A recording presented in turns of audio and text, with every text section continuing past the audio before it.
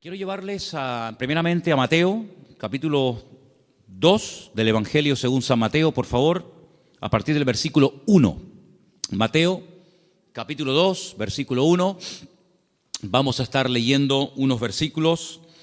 Dicho sea de paso, mientras los están buscando, esta historia que vamos a leer ahora solamente la encontramos en el Evangelio según San Mateo. Marcos no menciona nada de la visita de estas personas, ni Lucas tampoco, ni Juan tampoco. Solamente Mateo, repito, es el único que nos habla de unas personas que vienen de muy lejos, guiados milagrosamente a través de un astro, a través de una estrella, con el propósito de reconocer, con el propósito de ofrecerle una serie de presentes y de regalos a un niño que prácticamente está no recién nacido, pero que ha nacido de una forma milagrosa, y ellos vienen desde lejanas tierras, como acabo de decir, guiados milagrosamente hasta llegar a el lugar donde vivía, Belén, Betlehem, la casa del pan, a 7, máximo 8 kilómetros de Jerusalén, se encuentra la pequeña localidad de Belén, que hasta el día de hoy se puede visitar. Empiezo a leer a partir del versículo 1. Estoy en Mateo 2, del versículo 1 en adelante, y dice así la palabra del Señor.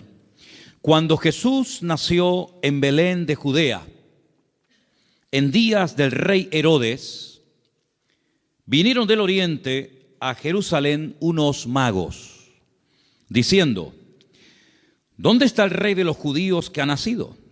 Porque su estrella hemos visto en el oriente y venimos a adorarle. Oyendo esto, el rey Herodes se turbó y toda Jerusalén con él. Y convocados todos los principales sacerdotes y los escribas del pueblo, les preguntó dónde había de nacer el Cristo.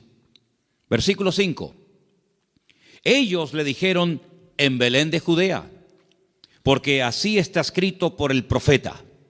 Dicho sea de paso, el profeta Miqueas.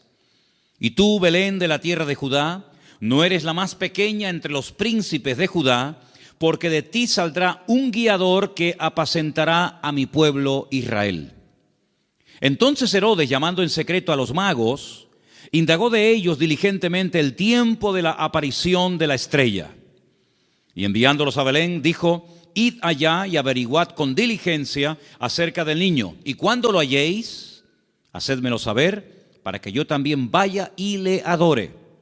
Ellos, habiendo oído al rey, se fueron, y he aquí la estrella que habían visto en el oriente iba delante de ellos, hasta que llegando se detuvo sobre donde estaba el niño.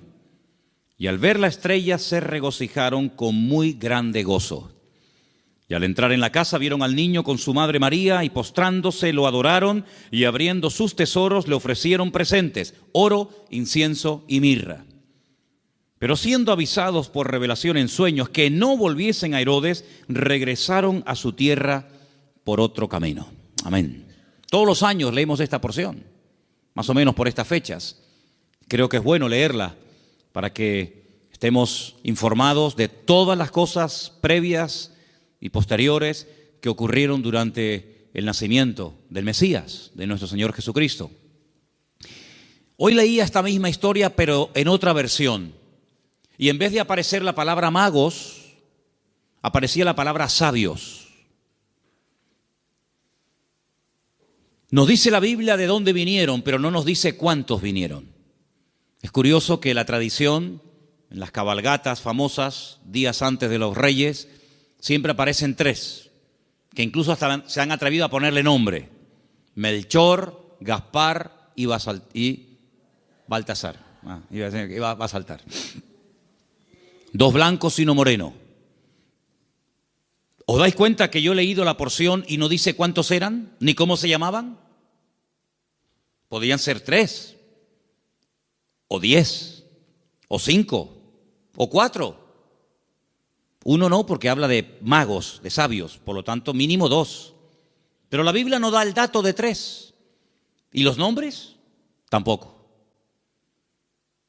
¿Qué peligro tan grande corremos cuando nos inventamos las cosas y en vez de ceñirnos a lo que nos dice la fuente, que es la Biblia, comenzamos a oír y a prestar atención a tradiciones, a mitos, a cuentos, y comenzamos a ponerle nombre a personajes que la Biblia ni les da el nombre ni el número? ¿De dónde viene entonces el tema de que eran tres? Bueno, todo esto tiene una explicación, no bíblica, pero la explicación que le han dado es que representan a los tres continentes conocidos de aquel tiempo: Europa, Asia y África. Uno representando a cada uno de los continentes que en aquel momento se conocían, puesto que Oceanía y América en aquel momento prácticamente no aparecían por ninguna parte. Pero tampoco tenemos base bíblica para decir esto, porque los tres, o los cuatro, o los ocho, todos vinieron del mismo sitio. No vino uno de África, otro de Europa, otro de Asia, y allí se encontraron. No, venían juntos. Y venían los tres juntos con un propósito. Y vinieron todos dirigidos de la misma manera. No es que uno en África tuvo un sueño, otro en Europa tuvo una visión y se le presentó un ángel, y otro... No dice eso.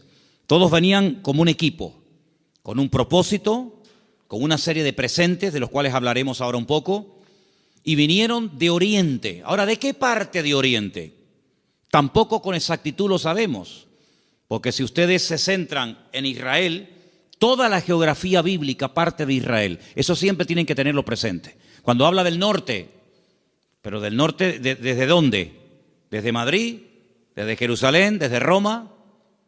Toda la geografía bíblica siempre parte de Jerusalén. Cuando se habla del norte, pues tienes que coger un mapa, meterte en Israel y decir, ¿qué país queda en el norte? ¿Qué país queda en el sur? Cuando habla del mar grande, ¿de cuál habla? ¿Del Caribe? ¿Del Pacífico? ¿Del Caspio?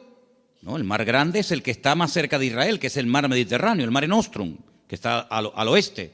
Cuando habla del oriente, pues tienes que mirar desde Israel, no desde donde tú has nacido, porque si no, no encajan las cosas. Desde la geografía bíblica tienes que mirar qué países quedan al este, al oriente, de donde sale el sol.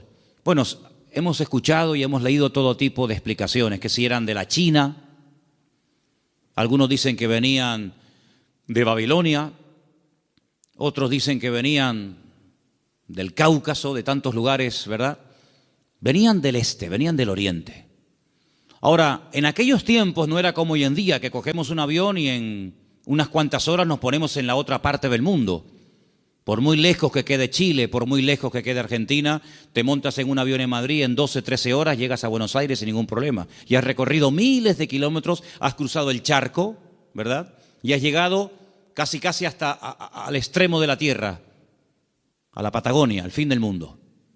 Pero en aquellos tiempos no era tan habitual, no era tan rápido, no era tan fácil el desplazarse de un país a otro.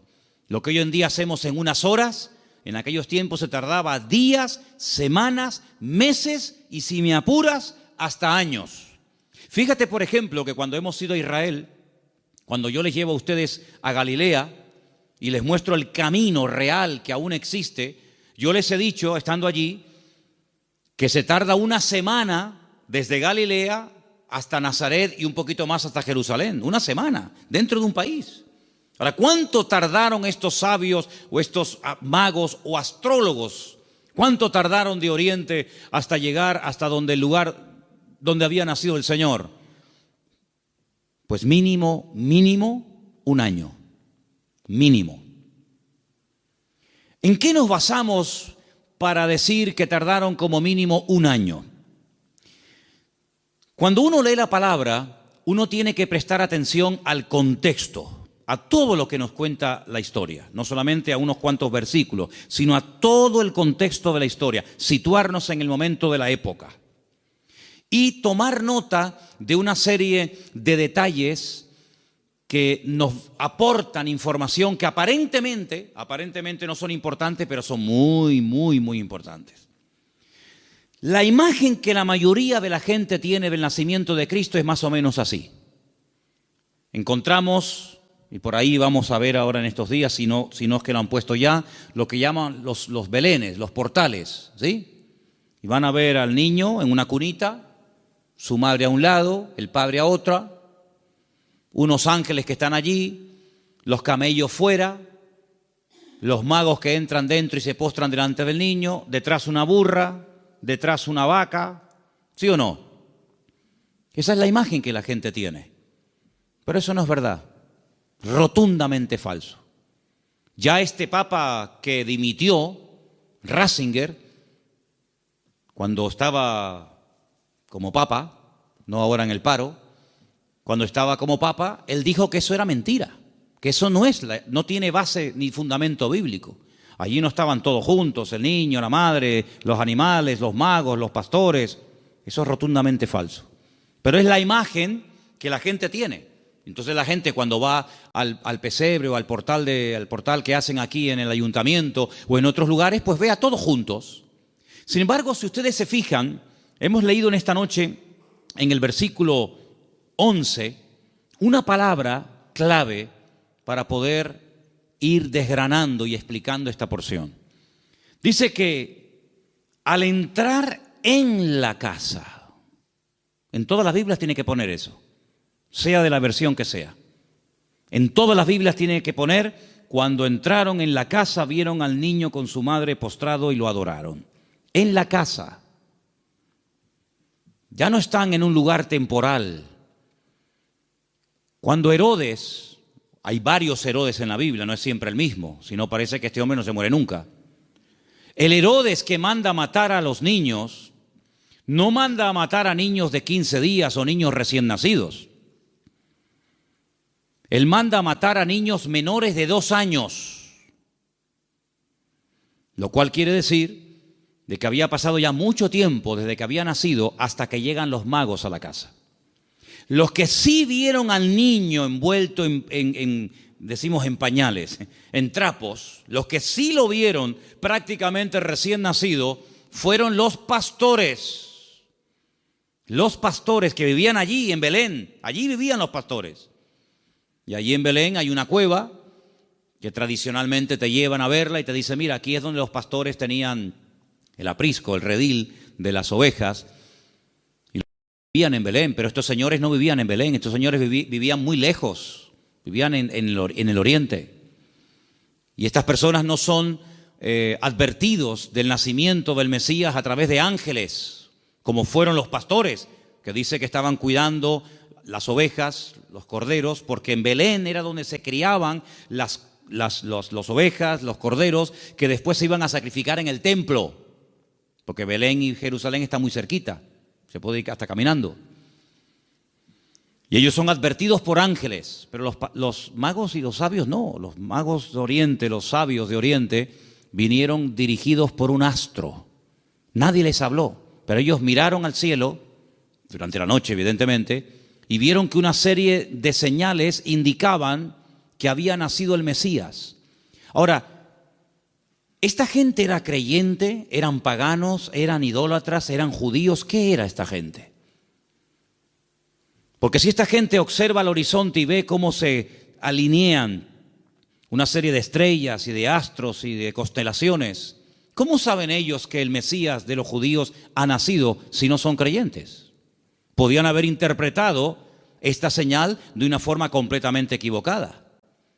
Por ejemplo, en aquellos tiempos era muy común, en los tiempos de la Biblia era muy común que en aquellos sitios de tanta idolatría y de tanta adoración a los astros, al sol, a la luna, a las estrellas, cuando nacía un niño, los sacerdotes de esas religiones sacaban a los niños durante la noche y miraban al cielo.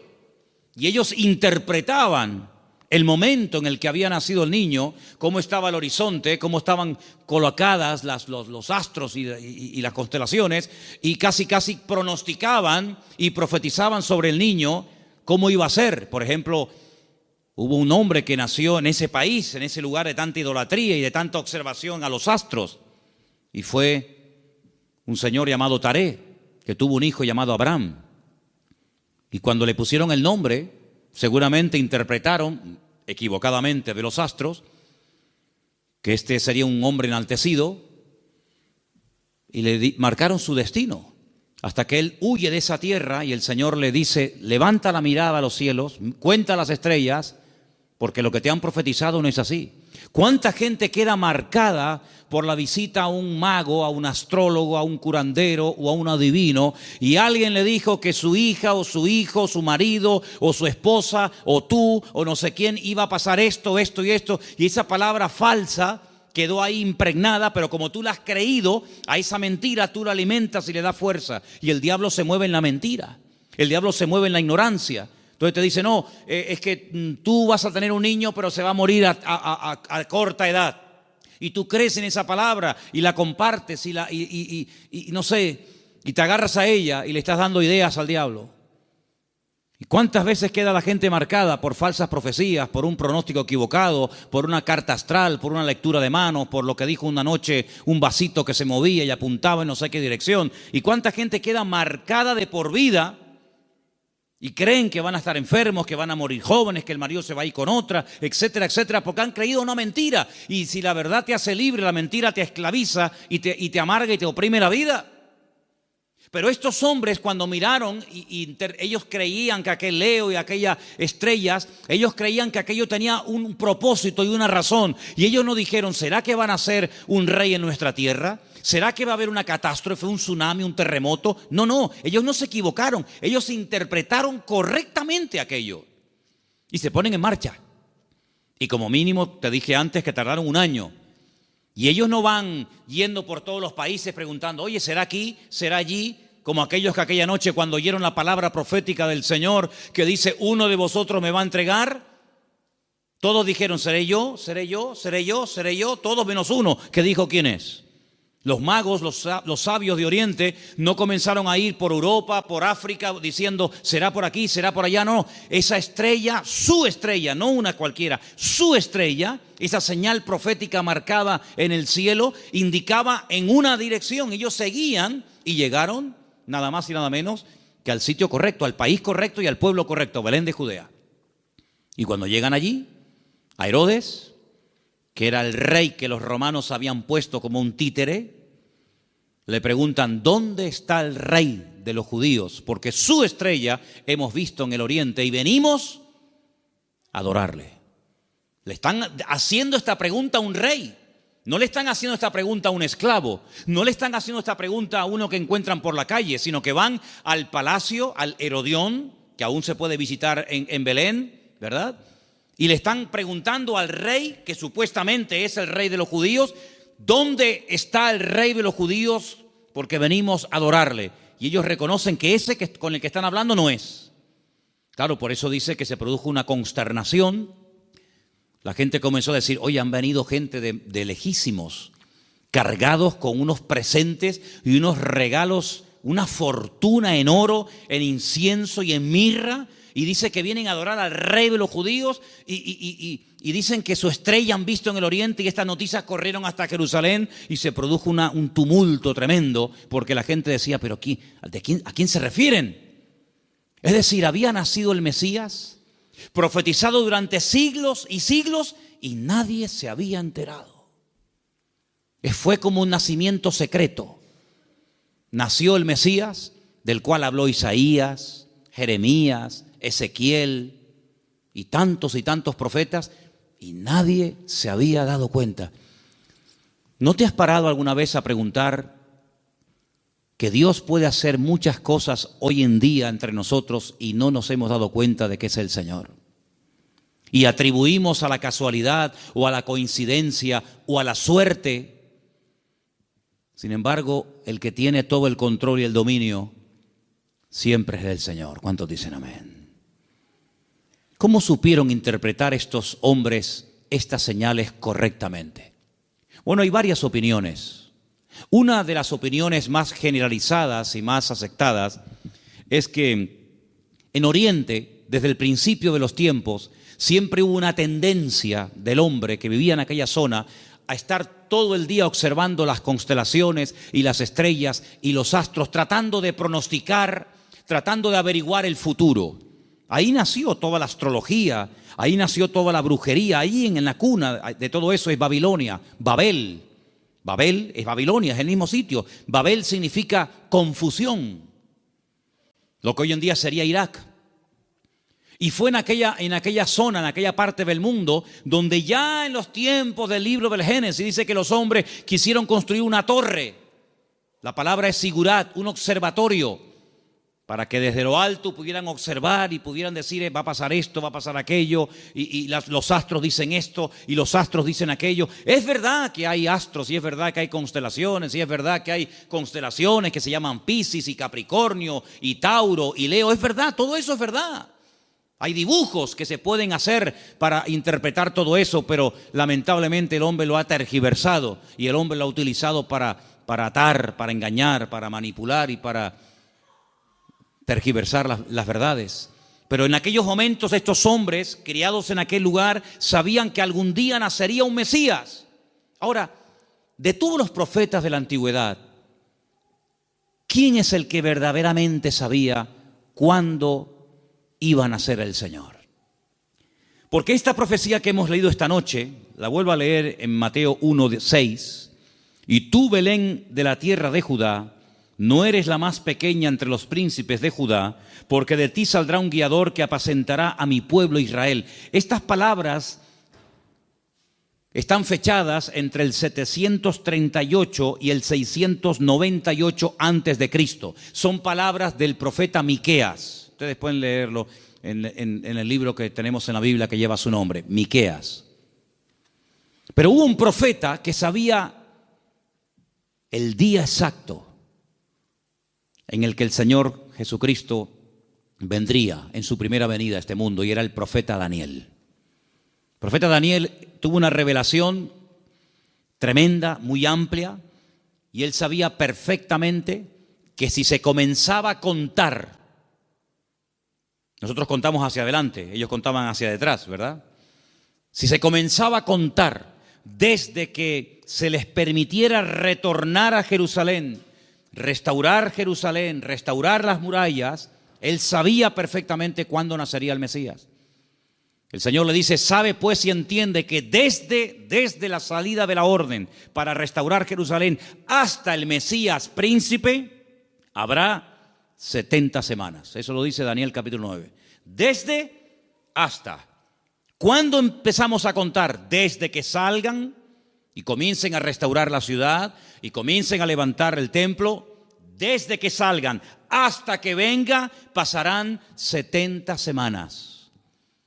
Pero claro, como expliqué en su momento, 70 semanas son 490 días. Y no hay 490 días desde que Nehemías, Esdras y Zorobabel reconstruyen la ciudad de Jerusalén hasta Cristo. No hay 490 días, hay muchísimo más. Entonces, ¿qué es lo que pasa? Pues también expliqué en su momento, y quiero solamente recordarles, que la forma de contabilizar el tiempo en la Biblia y según el pueblo de Israel varía mucho de cómo contamos nosotros el tiempo. Partimos de la base de que nuestro calendario no es el calendario bíblico. Nuestro calendario es un calendario mandado a hacer por un papa llamado Gregorio. Un tiempo que gira, un año que gira en torno al tiempo que tarda el sol en dar todo el círculo, ¿verdad? O la tierra, perdón, el tiempo que tarda la tierra en recorrer las 4 estaciones, que es alrededor de 365 días. Mientras que el calendario bíblico es un calendario basado en la luna y tiene 360 días. Silencio, por favor. Quiero que presten atención todos, no me estén hablando nadie. Si el calendario bíblico tiene 360 días y nuestro calendario tiene 365, aquí hay un problema. Nuestro calendario va aumentando más rápido de lo que va aumentando el tiempo bíblico. Tenemos más días para hacer un año que el calendario bíblico. El calendario bíblico es más corto. Primer problema. Segundo problema que tenemos. Nosotros contabilizamos el día a partir de las 12:01 de la noche. En la Biblia no se cuenta, estamos hoy a jueves, ¿verdad?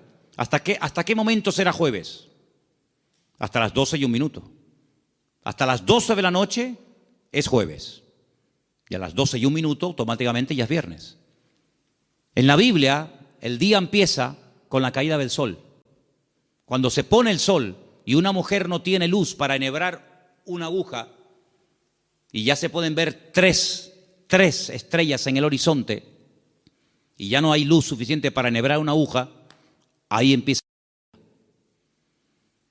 Si en este momento en Israel, a las 4, 4 y cuarto, 4 y media como mucho de la tarde, ya es de noche, quiere decir que en Israel a las 4 y media de la noche ya es viernes, mientras que aquí todavía estamos en el día jueves. ¿Se dan cuenta la cantidad de desajustes que se producen? Cuando el hombre se sale de la palabra, cuando el hombre sale de la escritura, es un lío. Por eso después no encaja nada.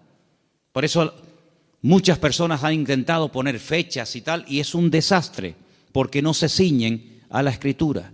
Todas las profecías, todas, absolutamente todas, las de la primera y las de la segunda venida de Cristo, todas están basadas en el calendario bíblico, no en el calendario gregoriano o cristiano que es el que tenemos nosotros hoy en día. Según el calendario bíblico, estamos en el año 5777. Según nuestro calendario, estamos en el año 2016 después de Cristo. Pero ¿y antes de Cristo no hubo historia? ¿Antes de Cristo no hubo nada? ¿Cómo que 2016? Entonces hay un desfase tremendo, de 5777 a 2016 después de Cristo. Y no contamos lo de antes.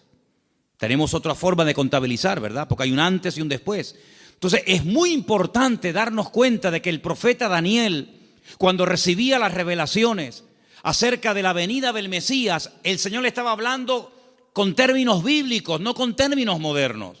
Y cuando el Señor le dice 70 semanas, Daniel, sabe pues y entiende, escucha esto, desde que salgáis hasta que venga el Mesías príncipe, pasarán 70 semanas, pero resulta de que en el pueblo de Israel y según la Biblia, y esto está demostrado en el libro de Levítico, las formas de contar los días y las semanas también son diferentes. ¿Por qué? Porque nosotros llamamos semanas a un grupo de 7 días.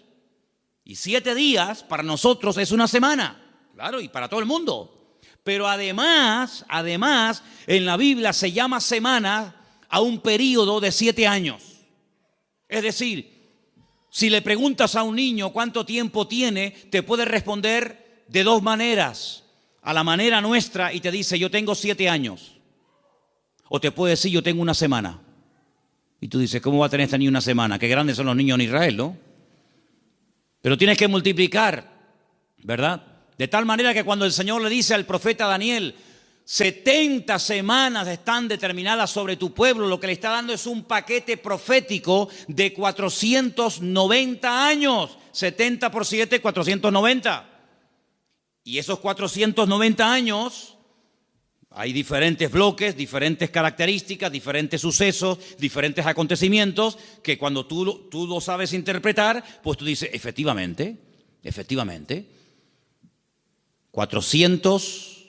483 años, multiplícalo por años de 360 y te va a dar el número exacto de días que hay desde que salieron de Babilonia y restauraron Jerusalén hasta que entró el Mesías. Pasaron 483 años. Pero dice, pero son 70 años, 70 semanas. Y la última semana, los últimos 7 años, son los famosos 7 años de la Gran Tribulación. Y todo encaja. La Biblia es matemática pura.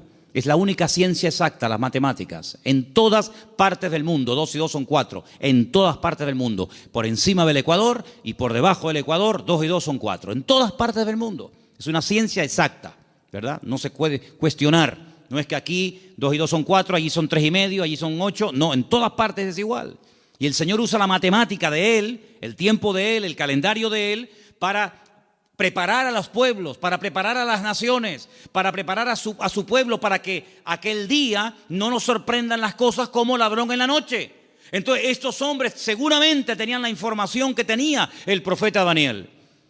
Y junto con la información del profeta Daniel y la observación meticulosa de los astros y de las estrellas, automáticamente dijeron, el tiempo se ha cumplido. El tiempo se ha cumplido del nacimiento del Mesías. Y ellos se ponen en marcha. Y cuando llegan, Pues ya el niño no es un niño recién nacido, ya el niño no está en un pesebre, el niño está en una casa. El niño está en una casa. Es interesante notar que en el pesebre estaba José y María, pero en la casa está solamente María, ya no está José. Y estos detalles es importante darse cuenta, porque son los detalles que nos van a ayudar a tener toda la información, todas las piezas del puzzle, y vamos a poder decir, amigo, los que vieron al niño recién nacido fueron los pastores. Y los magos o los sabios de Oriente, cuando vinieron, no vieron a un niño recién nacido, vieron a un niño de 1 año, año y medio, máximo 2 años. Y es muy diferente. Ahora, es interesante que Herodes, es decir, no se toman decisiones políticas, no se hacen edictos reales hasta que le llega la información de los sabios o de los magos a Herodes. Mientras tanto, Herodes estaba tranquilo, pero en el momento en el que estos hombres le dicen, es que el motivo de nuestra visita a Belén, ellos no son de aquí, el motivo de que estemos aquí tan lejos de nuestra tierra es que venimos a adorar a un rey que nos ha dicho, nos ha guiado el Señor y sabemos que tenemos que venir a adorarle. Jamás un rey, jamás una persona se le ocurriría visitar a un rey con las manos vacías, porque era un insulto. Era una provocación, era el no reconocerme. ¿Cómo te atreves a venir a visitarme a mí con las manos vacías? No me estás reconociendo como rey.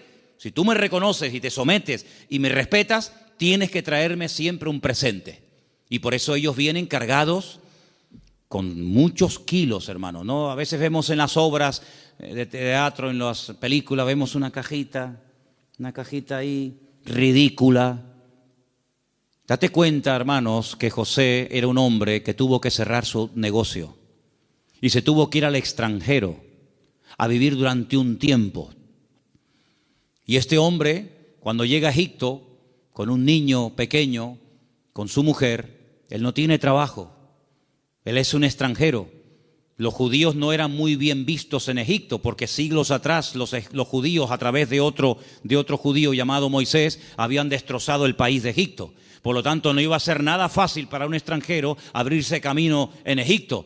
Pero tú no te preocupes, el Señor siempre va adelante.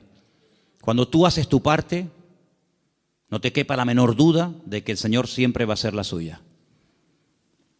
Eso lo he enseñado yo hasta la saciedad. Algunos hacen caso y otros no hacen caso. Pero los que hacen caso y hacen su parte y se mueven en fe, el Señor siempre les sorprende. Ahora, los que están esperando que se llene la piscina para tirarse, ni con la piscina llena se tiran, porque no se van a tirar. El creyente tiene que andar por fe y no por vista. Ellos se dirigen hacia Belén, el lugar donde estaba escrito que tenía que nacer el Mesías, porque, hermanos, había tantos datos, tanta información, tantas profecías sobre el nacimiento y sobre la vida del Mesías, que era imposible cumplirla todas. No las voy a mencionar todas, evidentemente, pero se tenían que dar más de 150 profecías en aquel que decía que era el Mesías para poder reconocerlos, valga la redundancia, como el Mesías. Si una persona decía, yo soy el Mesías, y se le preguntaba, ¿de dónde tú eres? ¿Dónde has nacido? Y te decía, yo nací en Capernaum, tú no puedes ser el Mesías. Aunque hagas milagros, aunque prediques muy bonito, tú no puedes ser el Mesías. ¿Por qué? Porque tú no has nacido en Belén de Judea. Por lo tanto, si alguien se levantaba y decía, yo soy el Mesías, y predicaba y hacía milagros, qué bien, ¿será este el Mesías? ¿Cómo te llamas? Yo, Santiago, Jacobo. Tú no puedes ser el Mesías. ¿Por qué? Porque el Señor dice cómo se iba a llamar el Mesías. Si alguien se levantaba y decía, yo soy el Mesías, he sanado enfermos, mudos, ciegos, paralíticos, he resucitado muertos, he limpiado leprosos, y la gente se quedaba con la boca abierta. Si a alguien se le ocurría preguntarle, ¿de qué tribu eres?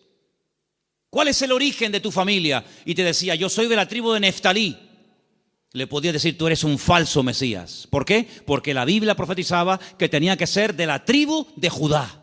No de otra tribu, sino de la tribu de Judá. Por lo tanto, hermanos, era prácticamente imposible que en una persona coincidieran todos los detalles de Belén de Judea, de una joven que nació como nació, de la tribu de Judá, etcétera, etcétera, etcétera. Más aparte todas las profecías que tenían que llevarse a cabo durante su ministerio público, aparte cómo lo iban a crucificar, porque el Mesías tenía que morir crucificado, no podía morir de viejo, no podía morir de un tiro, de una flecha, de un arco, de una jabalina, no podía morir de un infarto, tenía que morir crucificado entre dos malhechores, no entre 10, no entre 2. Y no le podían partir ni un solo hueso. Eso es imposible, a un crucificado que no le partan ni un hueso. Se los partieron al de la izquierda, se los partieron al de la derecha, pero a Jesús no, a Jesús no. No le podían partir ningún hueso. Y iba a morir como un inicuo, como un pecador, como un vil pecador, pero iba a ser enterrado como un rico. Tantos y tantos detalles que era prácticamente imposible. Pero suponte, imagínate que de los 150 detalles proféticos que tenían que cumplirse en él, una persona cumpliera 149.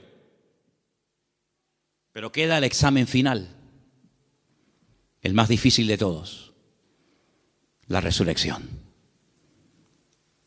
Te han horadado las manos y los pies, te han crucificado entre ladrones, te han enterrado en un buen sepulcro, han sorteado tus vestiduras, te ha negado uno de tus discípulos, etcétera, etcétera, etcétera, pero al tercer día no has resucitado. Por lo tanto, aunque cumpliera con 149 profecías, si no cumplía con el examen final, con la PAU, no apruebas el examen, amigo.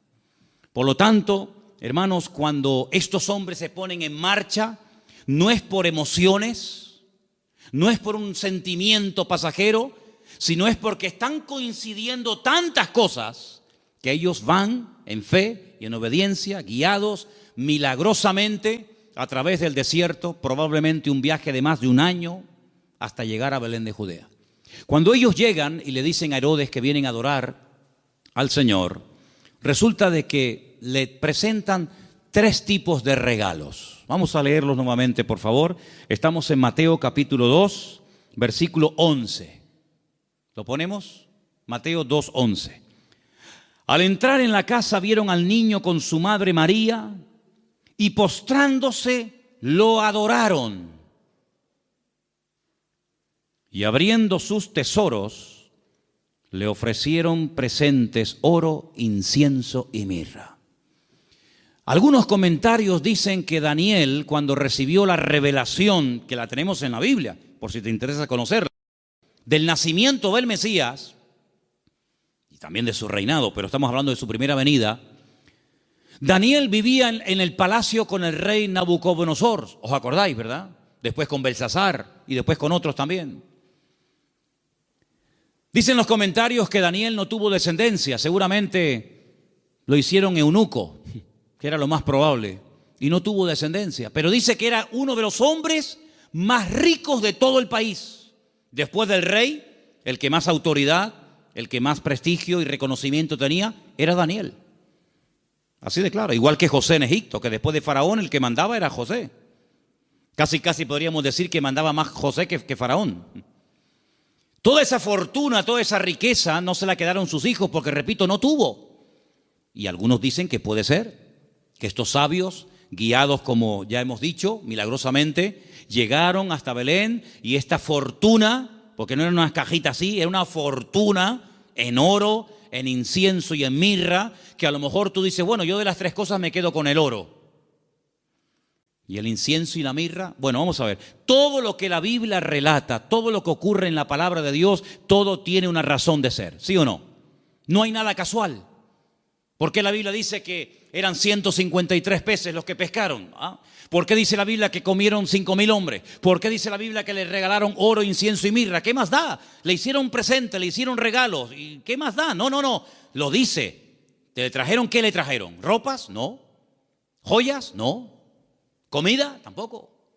Oro, incienso y mirra. Tal vez para nosotros esos regalos no sean tan significativos, pero vamos a explicarlos. En estos 3 regalos, nosotros podemos ver, en cierto sentido, el reconocimiento de ese triple ministerio que el Señor Jesucristo llevaría a cabo durante su vida. Ustedes saben que en el Antiguo Testamento o eras profeta o eras rey. Las dos cosas al mismo tiempo no se podía hacer.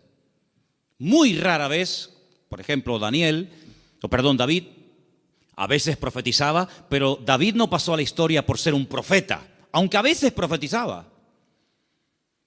Pero uno conoce a David como el rey de Israel, no como un profeta. Sin embargo, a Isaías lo conocemos como un profeta. Sin embargo, en la figura de Cristo, en la figura del Mesías, se iban a dar tres características únicas de él: rey, profeta y sacerdote. Rey, profeta y sacerdote. El oro representa en cierto sentido la realeza del Señor Jesucristo, porque Él es el Rey de reyes y Señor de señores. Nadie dijo amén, pero lo es.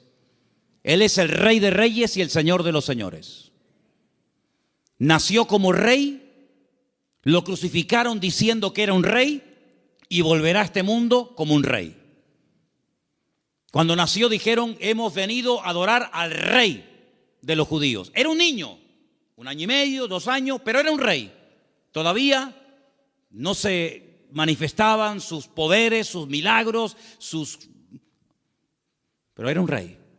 Cuando murió en una cruz, él no lo dijo, pero Pilato dijo: quiero que le pongan encima de la cruz un título, una placa donde ponga en 3 idiomas para que todo el mundo lo entienda, en latín, en hebreo y en griego. Quiero que pongan: este es el rey de los judíos. Es increíble. Cuando Pilato le dice: pero tú eres un rey, ¿sí o no? Y dice: yo para esto he venido a este mundo. Pasa que todo tiene su momento y todo tiene su lugar. Cuando oramos en el Padre Nuestro, lo leemos o lo mencionamos, hay una parte que recordamos que Él es rey. Cuando decimos: venga tu reino, y no hay reino sin rey, y no hay rey sin reino. Por lo tanto, Él es un rey. Y en ese presente del oro, moneda internacional, dicho sea de paso, porque con oro puedes ir a cualquier parte del mundo, se reconoce que Él era un rey. De hecho, ellos dicen: venimos a adorar a un rey, pequeño, pero al fin y al cabo rey. Luego resulta de que el Señor Jesucristo era profeta, era la voz del Padre, era el que anunciaba las buenas nuevas de salvación a los quebrantados de corazón, a los ciegos, a los prisioneros, a los pobres. Él proclamaba el mensaje, era un profeta. Y ahí lo vemos, hermanos, como la mirra. La mirra era lo que se utilizaba, ¿verdad?, en los ungüentos para ungir a las personas. Y con ese elemento de la mirra vemos que se le reconoce su ministerio profético. ¿Cuántas veces profetizó el Señor? ¿Recuerdan alguna profecía que dijo el Señor? Yo recuerdo muchas. Por ejemplo, una muy sencilla, pero que se cumplió literalmente. En una mesa se queda mirando a todos y les dice: ¿sabéis una cosa? Esta noche uno de ustedes me va a traicionar. ¿Cómo? ¿Nosotros? Eso no puede ser. Nosotros somos tus discípulos. Lo hemos dejado todo para estar contigo. Pero Él profetizó. Eso es una palabra profética. No se había cumplido. Uno de vosotros me va a traicionar. Uno de vosotros me va a negar. Y se cumplió literalmente. Aunque el que lo iba a hacer dijo: no. Aunque todos te abandonen, yo nunca te abandonaré. Y resulta que el que más habla es el que es. Ay, amigo. Yo recuerdo una profecía que dijo el Señor. Muy larga, por cierto. La tenemos enterita en Mateo 24. En los últimos tiempos se levantará nación contra nación y reino contra reino, y la maldad se multiplicará, pero el que persevere hasta el fin será salvo. Estamos viendo cómo la maldad se ha disparado de una forma increíble, hermanos, increíble. Raro es el día que usted no ponga la televisión a la hora de las noticias y no oiga tragedias y tragedias y tragedias y más tragedias. Si no es en Alemania, es en Francia, si no en Siria, si no en Jordania, si no en Grecia, siempre por todos los lados. Hablábamos de Sodoma y Gomorra, pero ¿cuántas ciudades hoy en día han ganado en maldad a Sodoma y Gomorra? Antes había una Sodoma, antes había una Gomorra, ahora hay miles de Sodomas y de Gomorras, miles. La maldad se va a multiplicar. Falsas doctrinas, falsas enseñanzas, terremotos, pestes. Hermano, ¿cuántas palabras dio el Señor? Una palabra profética que dijo, vete, tu criado ha sido sanado en esta misma hora. Eso es una palabra profética. Estaba allí, pero cuando llega, estaba sanado. Dice, ¿a qué hora fue sanado? Dice, a tal hora. Dice, a esa hora fue cuando él me dijo que iba a ser sanado. Profeta fidedigno, siempre anunciando la verdad, la palabra de Dios claramente. Y como sacerdote, ahí tenemos representado el incienso que subía continuamente a la presencia de Dios, recuerda el ministerio sacerdotal. Pero algunos de ustedes dirán, pero Cristo no podía ser sacerdote, porque los sacerdotes eran de la tribu de Judá, de la tribu de Leví.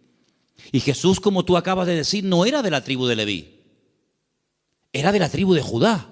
Los de Judá no podían ser sacerdotes. Es verdad, tienes razón. Pero Jesús no es sacerdote según la tribu de Leví, sino Jesús es sacerdote según Melquisedec, rey de Salem. Porque los levitas desaparecieron, pero el sacerdocio de Cristo es constante, permanente y eterno por los siglos de los siglos. Amén. ¿Te das cuenta? Por lo tanto, todo encaja de una forma perfecta. Oro, incienso y mirra. Ahora puedes salir corriendo a Egipto como extranjero, no tienes trabajo, nadie te va a abrir las puertas, pero tú no te preocupes. El hombre te cerrará las puertas, pero Dios que va delante de ti te abrirá todas. ¿Cuántos dicen amén? Esa es la confianza. Y José no cuestionó, José no dijo, bueno, pero esto es una locura, esto es un disparate, y yo cómo voy a cerrar mi negocio y mis herramientas, y yo me dedico a esto y ahora voy a Egipto y qué hago yo allí, no hablo el idioma, no me conoce nadie, no tengo clientes. No importa. Cuando el Señor te dirija a hacer algo, no tengas miedo. Dice la Biblia que el que pone su mano en el arado y mira atrás, el surco le sale torcido y no sirve. Pero nosotros no andamos por emociones, por sentimientos. Y lo dije una vez, lo que está claro en la palabra, no busque confirmación. Hay gente, no, es que yo quiero ver lo que Dios me dice, que ya te lo dijo. Tú no tienes que orar para ver si es la voluntad de Dios invitar al domingo al culto al vecino. ¿Qué quieres? ¿Molestar a Gabriel con todo lo ocupado que está para que venga a ti a decirte, sí, vete al vecino a hablarle de mí? Cuando la Biblia dice, id por todo el mundo y predicar el evangelio a toda criatura. Lo escrito no necesita confirmación. Los que siempre buscan confirmación son los que dudan, los que no se terminan de fiar, los cobardes como Gedeón, que ponía una prueba y vamos a poner otra, y vamos a poner otra. ¿Cuántas pruebas queremos? Por lo tanto, hermanos, la visita de esta gente fue algo realmente increíble, algo tremendo. Pero, al mismo tiempo, tengo que decir que Herodes le dio un encargo. Herodes le dijo, bueno, pues díganme dónde está exactamente para que yo después vaya y también le adore juntamente con ustedes. Estaba mintiendo, estaba diciendo mentiras. Nunca fue a adorarlo, al contrario. Vamos a leerlo. Estamos en Mateo capítulo 2. Después que partieron ellos, he aquí un ángel del Señor se le apareció en sueños a José y le dijo, levántate, toma al niño y a su madre, huye a Egipto y permanece allá hasta que yo te lo diga, porque acontecerá que Herodes buscará al niño para matarlo. ¿Te das cuenta? Para matarlo. Le dijo a los sabios, no, yo quiero adorarle, pero es mentira, lo quiere matar, es falso. Y él despertando tomó de noche. Pero si el Señor me ha hablado, cuanto antes ponga la palabra en práctica, mejor. ¿Para qué esperar a mañana? De noche, me levanté. Se levantó de noche y dice, tomó al niño y a su madre y se fue a Egipto. Y estuvo allá hasta la muerte de Herodes para que se cumpliese lo dicho por el Señor por medio del profeta cuando dijo, de Egipto llamé a mi hijo. Entonces Herodes cuando se vio burlado por los magos, se enojó mucho y mandó matar a todos los niños menores de 2 años. Si el niño estaba recién nacido, no tiene ningún sentido promulgar un edicto real para matar a un niño de 1 año, año y medio, 2 años, no tiene sentido. Pero es que ya te vuelvo a repetir, el niño ya hacía mucho tiempo que había nacido. Pasa que los magos habían tardado mucho tiempo en llegar. Entonces dice que mandó a matar a los niños menores de 2 años que había en Belén y en todos los alrededores conforme al tiempo que había inquirido de los magos. Es curioso que cuando le interesaba tener una información se movía, pero cuando no quería cumplirla se hacía el loco, ¿no? Entonces se cumplió lo que fue dicho por el profeta Jeremías, otra palabra más cumplida. ¿Qué decía la palabra? Voz fue oída en Ramá, grande lamentación, lloro y gemido. Raquel, que llora a sus hijos y no quiso ser consolada porque perecieron. Pero después de la muerte de Herodes, he aquí un ángel del Señor le apareció en sueños a José en Egipto y le dijo: levántate, toma al niño y a su madre y vete a la tierra de Israel, porque han muerto los que procuran la muerte del niño. ¿Cómo iba a saber José en Egipto sin WhatsApp, sin Facebook, sin ordenador, sin nada, que ya puedo volver a casa? ¿Cómo lo puedo saber? Toda la información que necesitamos saber la sabe el Señor.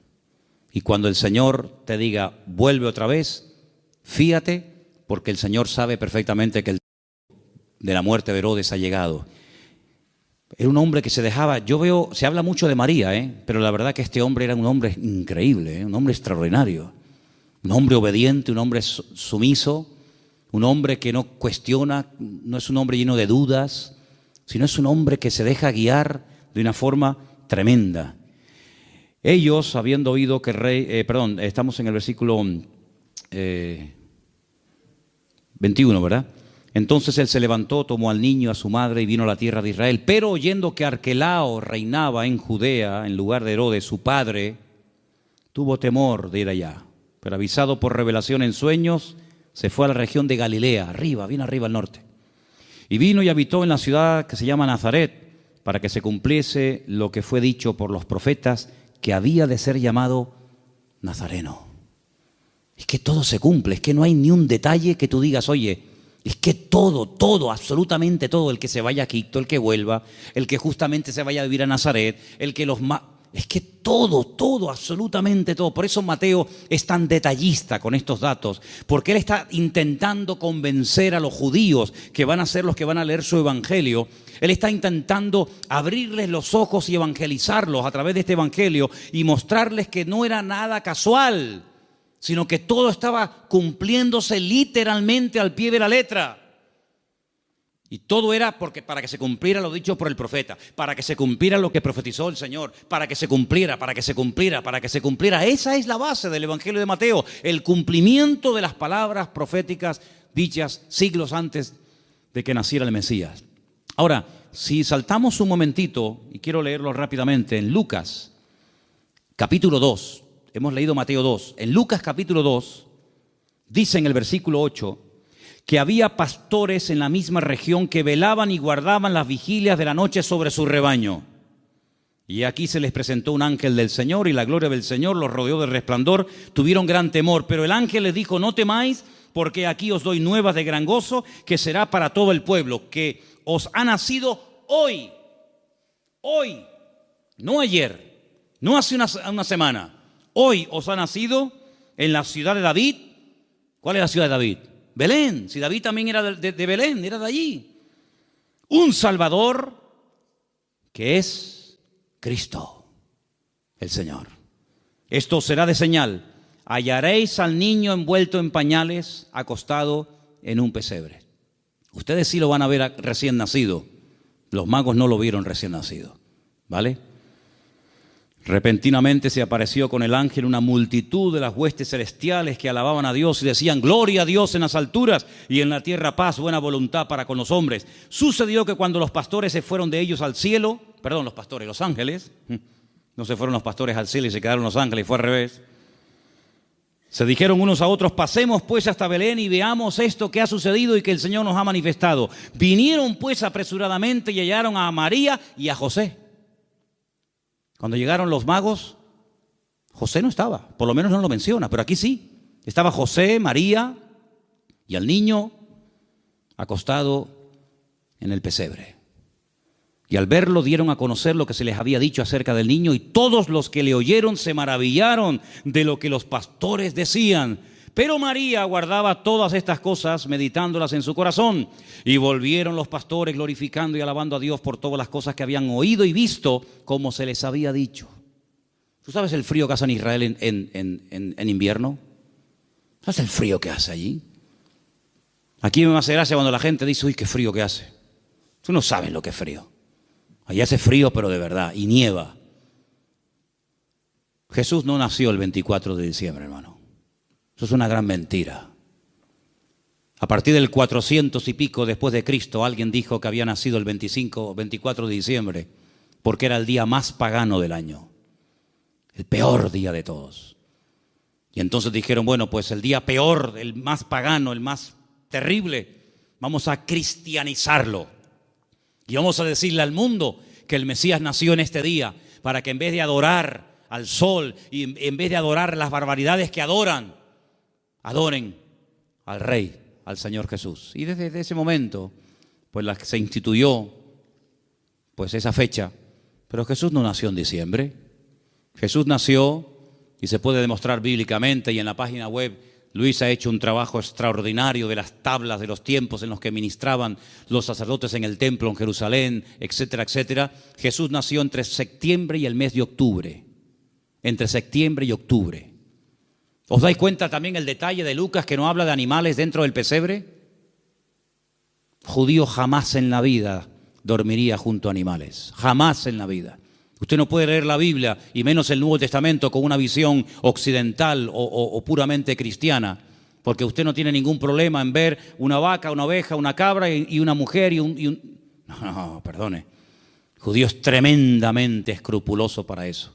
Los animales jamás conviven con los hombres, ni los hombres conviven con los animales. Ese es el cuento. Yo siempre he dicho que el portal de Belén es idolatría en miniatura, ¿o no?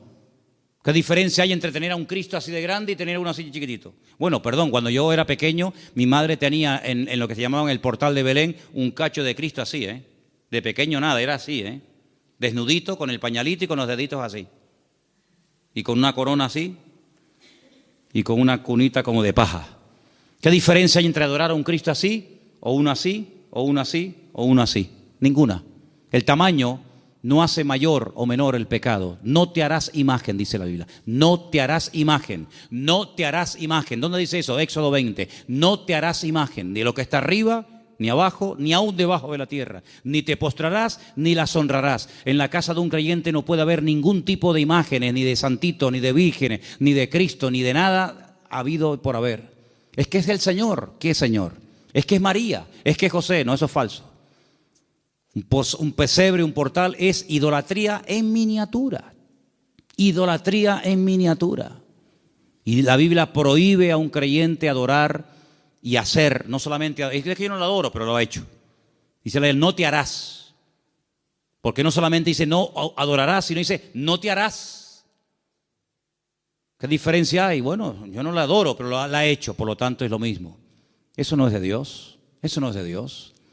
Entonces, queridos hermanos, no nació en diciembre, porque dice que estaban cuidando las vigilias de la noche. Los pastores en diciembre no están al aire libre, pasando frío, con nieve y con temperaturas bajo cero, sino que están guardados. Era la fiesta, entre septiembre y octubre, era una fiesta, por eso todo estaba lleno. No había lugar, claro, ¿por qué no había lugar?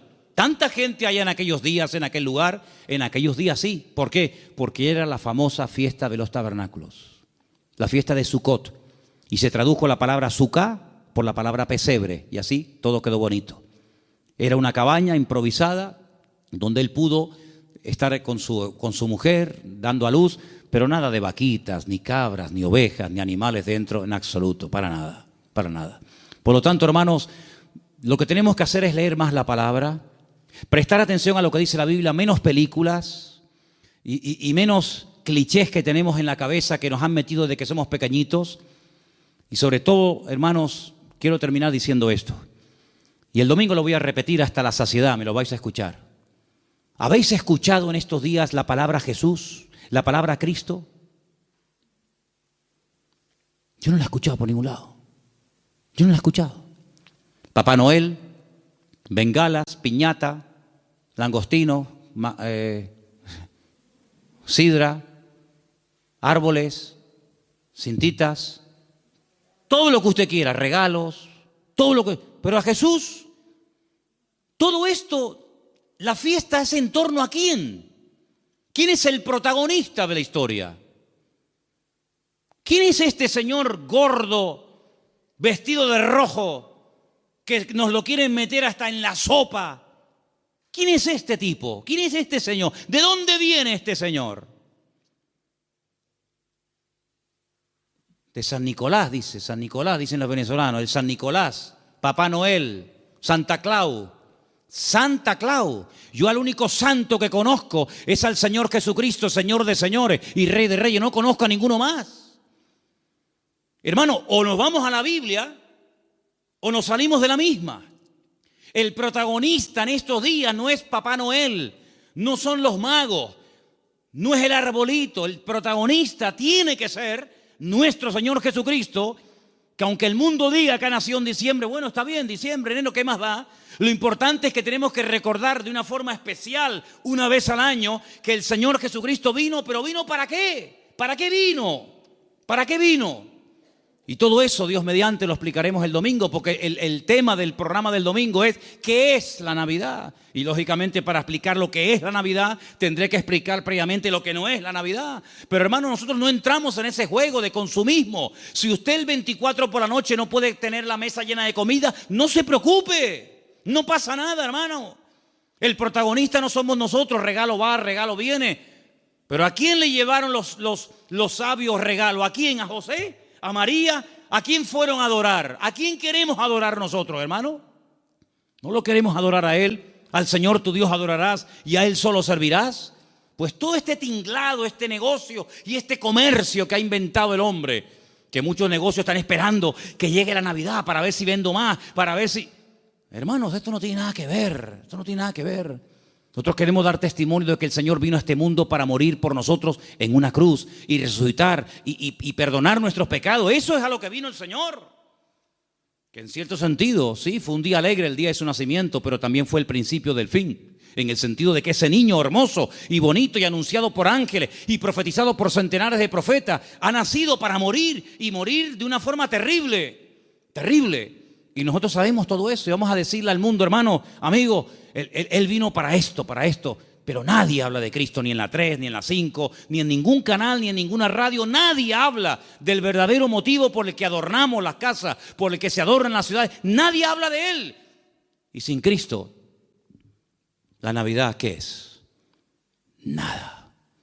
Hay muchos creyentes que se endeudan hasta aquí en diciembre y después llegan a enero y han tirado tanto de la tarjeta de crédito para comprar regalos para el abuelo, para la abuela, para el primo, para el cuñado. ¿Pero qué es esto? ¿Esto qué es? ¿Tú vas a entrar en ese juego? Entonces tú no has entendido nada del Evangelio, amigo. ¿Tú has entendido el Evangelio? ¿Tú eres cristiano de verdad? Pues si has entendido el Evangelio, eres cristiano de verdad, vivamos estos días como el Señor quiere que lo vivamos. Y quiero solamente decir algo. Hace años decidimos en la iglesia no poner árboles. ¿Sabéis por qué? Porque ese día, que después dijeron que Cristo había nacido en ese día, ¿saben cómo se adoraba? Una de las formas como se adoraba a esos dioses demonios en aquella fiesta, cortándole los testículos a personas y animales y colgándolos en árboles, dándoles la vitalidad, lo vil de los machos, colgando bolitas de testículos humanos y de animales en las copas de los árboles. Claro, los tiempos han cambiado, nos hemos civilizado, entre comillas, y no vamos a estar castrando ahora 200 o 300 personas para colgar bolitas en los árboles. Entonces lo que hacemos, ponemos bolitas de plástico, de cartón, de cristal. Pero el fondo de esto, ¿cuál es? ¿Había un árbol de Navidad en donde Cristo nació? Dime, ¿tú entrabas allí y veías el árbol de Navidad? Jamás en la vida. Durante casi 500 años, ningún hermano nuestro que murió quemado en la hoguera y crucificado y devorado por los romanos, jamás por los leones del circo romano, jamás en la vida hicieron las cosas que para nosotros hoy en día son, o para algunos son como normales.